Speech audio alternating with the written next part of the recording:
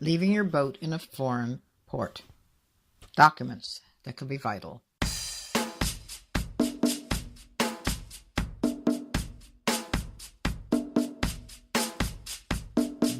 Hi, welcome to the Boat Galley Podcast. I'm Lin Pardey, here with practical tips, some stories, and some how-tos for your cruising adventure. This episode of the Boat Galley Podcast is sponsored by Infinity, the most trusted name in woven vinyl flooring in the marine industry. Since 2008, Infinity has offered boat owners premier flooring options proven to withstand even the most demanding environments. Each of their products is equipped with UV-stable fade resistance and antimicrobial technology, giving them both durability and style that can't be matched. Thinking about kicking carpet to the curb? Make the switch to Infinity and see the difference true luxury makes. Use the coupon code PODCAST for 50% off samples. Slow down, slow down. A young cruising sailor contacted me via Facebook. He wrote, "I know you and Larry live near Auckland. I'm stuck here for a few days and would like to buy you a drink." We were headed into the city, so we accepted the invitation and had a delightful time. Andy had purchased an older boat for about $2,000. Then, with his partner, spent the next few years living on board and outfitting it. With less than $30,000 invested, he and his partner set off and are now 2 years into a cruise financed by working along the way. Now, Andy was returning from helping deliver a boat from California to Tahiti. I won't use the real name as I'm not been able to contact him for permission, though I'm sure Andy would be glad I was sharing this with you. Andy's boat and partner were waiting for him in American Samoa. The delivery fee he'd been paid included airfares back to Pago Pago from Tahiti. There's no flight that goes from Tahiti to Pago Pago. In fact, no flight goes directly from Auckland to Pago Pago. So the ticket, purchased by the boat owner, was from Tahiti to New Zealand, then on to Western Samoa, where Andy was to catch a ferry ride to American Samoa. Unfortunately, when Andy went to board his flight in Auckland, he was refused a boarding pass. The reason? He had no return ticket from Samoa to anywhere else. No way to prove he would not get stuck in Samoa. This is not an unusual situation. Very few countries will allow you to enter without an onward or return ticket, though some will let you fly in if you can prove you have sufficient funds to cover your stay for the length of your visa, a sum that can be arbitrarily set. "I have my boat waiting for me just 75 miles away in Pago Pago," Andy argued. "I can't buy a ferry ticket from Apia in Western Samoa to Pago Pago online. I have to do it when I get there." But he could not produce any proof that he actually was going to move onward. Larry and I had been forewarned of this potential problem when we first began delivering boats.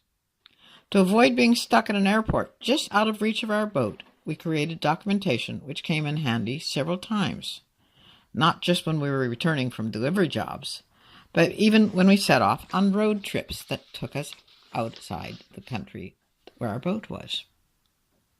The first document we carried was a certified copy of our ship's papers, which in our case was the documentation forms. Your ship's registration papers, or a state license, or simply the sales paper you signed when you bought the boat, should prove you actually own the boat. The papers must include the hull numbers or any documentation numbers. The second paper, and possibly the more important one, is proof you've left your boat in the foreign port. The only way to get this is to go to the local customs office, present them a letter stating your boat is legally entered and waiting for your return. Ask them to sign and stamp this paper. Some customs offices will have their own forms to serve this purpose, or they may use the clearance forms you filled out on entry. How many times did we need these papers?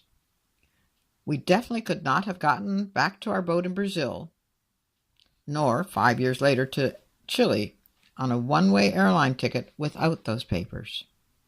Nor could we have gotten on board the ferry in southern England bound for Spain without proof we had some place to live other than in the tent we carried on the back of our motorcycle. The documents were called upon in Zimbabwe and on re-entry into South Africa when we returned from a safari in Botswana. I can think of it half a dozen times when presenting these documents along with our passports seemed to impress customs officials and make entry fast and pleasant. Now, as we spoke, we found Andy was pretty disappointed when he had to use a sizable proportion of his delivery earnings to purchase a round-trip ticket from New Zealand to Samoa and back. He also asked me to pass on one other hard-learned lesson. Check with each airline you'll use to confirm how much baggage you can actually carry. He, like most cruisers, bought some spares for his boat based on the luggage allowance for the first airline he was using.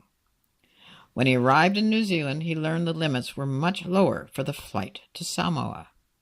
And now he was giving away some of the gear he'd bought just so he could get on board that airplane without paying $200 extra for one suitcase. There's one other document which could be important when one of you leaves your boat in a foreign country while your partner stays on board. It could be even more important if one of you became ill and had to be medevaced, or in a worst-case scenario, if one of you died. This is a document called a limited durable power of attorney. Rarely does the paperwork attached to a boat give both partners equal ownership of the vessel. Even more important, rarely do both partners sign customs and immigration papers showing each as equal captains.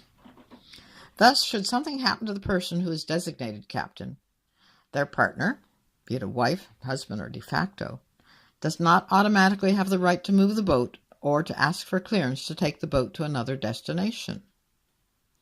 We learned this the hard way when we were asked to deliver a yacht after the owner died.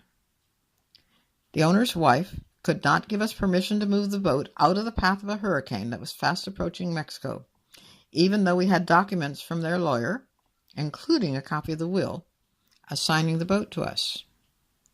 In the end, the local authorities suggested they would turn a blind eye to our departure if we left after dark. But a sample copy of this limited durable power of attorney document is included in the notes for this program. Please do take a look at it. Thanks for listening. If you like the show, please be sure to subscribe in your podcast app. And reviews are always appreciated.